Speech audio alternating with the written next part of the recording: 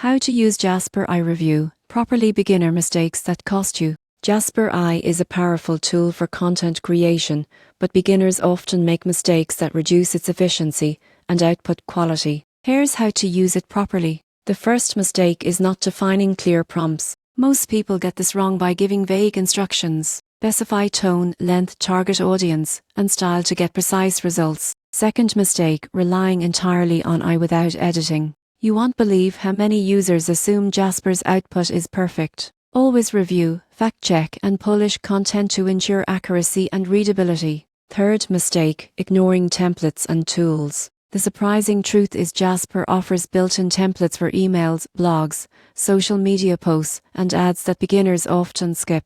Using these can save hours and improve output quality. Fourth mistake, not setting the right content goals. Beginners sometimes generate content without a clear plan, leading to wasted words. Decide if your goal is traffic, engagement, or conversions before starting. Finally, failing to experiment with tone and creativity is common. Jasper I allows you to test multiple variations. Use this feature to refine your messaging and discover what resonates best. Using Jasper I properly means crafting clear prompts, editing output, leveraging templates, planning content goals, and experimenting creatively. Avoid these beginner mistakes, and you'll unlock Jasper I's full potential for fast, high-quality content creation.